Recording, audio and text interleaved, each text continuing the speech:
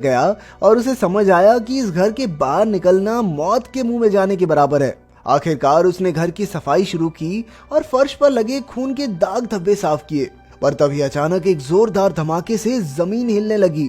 फर्श पर एक छेद हो गया था, जिसके अंदर उसने झांक कर देखा तो नीचे रहने वाला बूढ़ा आदमी भी मर चुका था।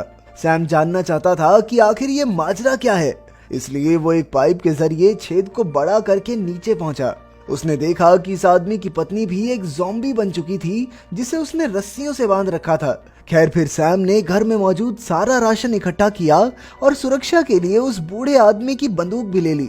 जल्द ही उसने सभी कमरों से काम का सामान उठाया और फिर इस माले में मौजूद सभी घरों की तलाशी ली।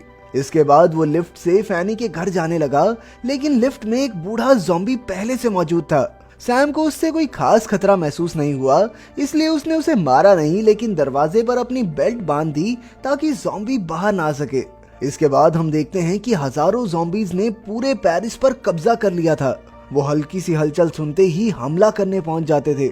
अब सैम के पास बातचीत करने को कोई नहीं था, इसलिए उसने अपने ही पुराने गाने सुनकर मन बहलाया। फिर उसने हिसाब लगाया कि उसके पास कितने दिन का राशन बाकी है। बाद में वो अकेलेपन से इतना परेशान हो गया कि वो गुस्से में जोर जोर से ड्रम्स बजाने लगा। शायद वो ये नहीं जानता था कि इसकी आवाज सुनकर ज़ॉम्बीज उस तक भी पहुंच सकते हैं। खैर, फिर कई दिन तक सैम यूं ही ड्रम बजाकर और नकली बंदूक से ज़ॉम्बीज को डराकर अपना गुजारा करता रहा। बाद में जब सैम नहा रहा था तो अचानक पानी बंद हो गया। अब उसे खुद पानी का जुगाड़ करना था, इसलिए उसने काफी सारे डब्बे, बाल्टियां और बॉटल्स छत पर रखी ताकि अगर बारिश हो तो उनमें पानी इकट्ठा हो जाए। फिर रात को जब वो सो रहा था तो उसने एक भयानक सपना देखा, जिसमें ज़ॉम्बीज उसके कमरे में घुसकर उसे मारने ही वाले थे, और तभी अचानक उसकी आंख खुल गई। खैर, जैसे तैसे दिन गुजरे और सैम का अकेलापन उसे अंदर ही अंदर खाने लगा। उसे किसी साथी की जरूरत थी, इसलिए मजबूरन वो लिफ्ट में बंद ज़ॉम्बी से ही बातें करने लगा। उसने इस ज़ॉम्बी का नाम एल्फ्रेड रखा। फिर एक दिन जब वो ज़ॉम्बीज पर निशाने लगा रहा था तो उसे लाशों के बीच एक बिल्ली घूमती हुई नजर आई। अब उसे इस बिल्ली में ही अपना साथी नजर आने लगा और वो तुरंत उसे लेने दरवाजे तक पहुंचा। उसने खाना दिखाकर बिल्ली को बुलाया, लेकिन वो दूसरे रास्ते निकल गई। आखिरकार सैम खुद उसे पकड़ने बाहर निकला, लेकिन उसी पल कई ज़ॉम्बीज ने एक साथ उस पर हमला बोल दिया। खुशकिस्मती से सैम ने ऐन वक्त पर बिल्डिंग में घुसकर अपनी जान बचाई। बड़ी मुश्किल से उसकी जान बची थी, इसलिए उसने गुस्से में आकर उस बिल्ली को गोली से उड़ा दिया। ज़ॉम्बीज से भागते हुए उसके पैर में चोट लग गई थी और अब वो काफी घबरा रहा था, क्योंकि अगर किसी ज़ॉम्बी ने उसे काट लिया होगा तो वो भी जल्द ही एक ज़ॉम्बी में बदल जाएगा। उसने सोच लिया था कि वो ज़ॉम्बी बनकर तो नहीं जिएगा। बाद में जब उसकी आंख खुली तो उसने देखा कि उसके शरीर पर थोड़ी बहुत खरोंचें थी। आखिरकार उसकी सांस में सांस आई और वो पागलों की तरह हंसने लगा। फिर कुछ महीने बीते और अब सर्दियों का मौसम शुरू हो गया। अब सैम को गर्माहट की जरूरत थी, इसलिए उसने जुगाड़ लगाकर घर में आग जलाई और गर्म पानी से नहाकर उसकी थोड़ी थकान दूर हुई। इतने समय से अकेला रहकर अब सैम अपना मानसिक संतुलन खोने लगा था। उसने शराब पीना शुरू कर दिया और अब वो अक्सर एल्फ्रेड पर अपना गुस्सा निकालने लगा। एक दिन सैम को एहसास हुआ कि उसने काफी समय से कोई इंसान या ज़ॉम्बी नहीं देखा था।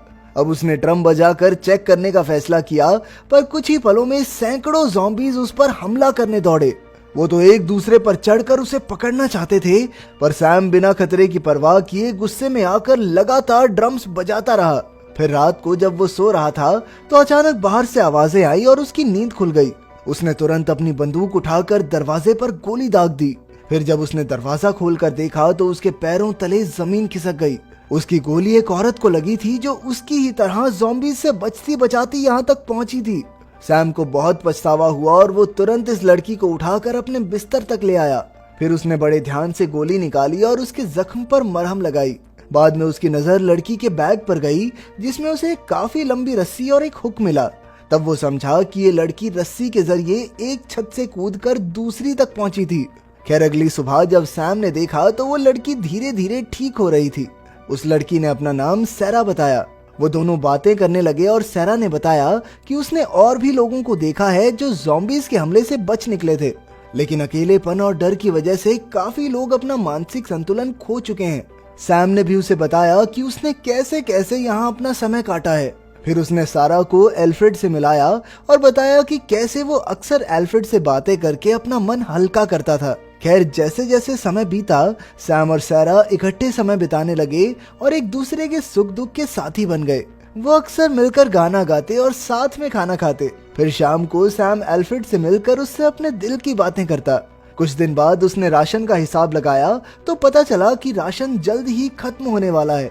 आखिरकार वो बिल्डिंग के सबसे निचले घर तक पहुंचा जहां कई ज़ॉम्बीज रहते थे।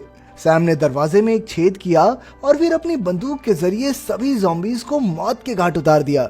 इसके बाद वो अंदर घुसा और उसे जो भी राशन दिखा उसे उठाकर अपने साथ घर ले आया।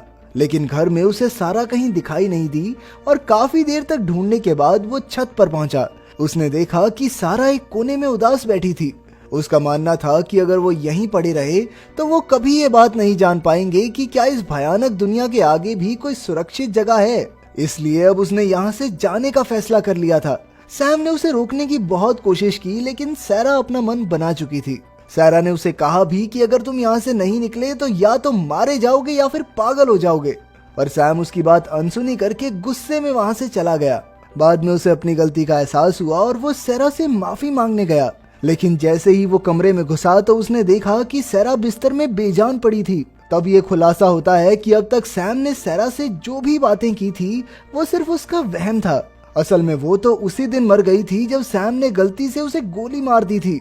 ये सब देखकर सैम का दिल दहल गया और उसने हिम्मत करके सारा की लाश पर सफेद चादर बिछाई।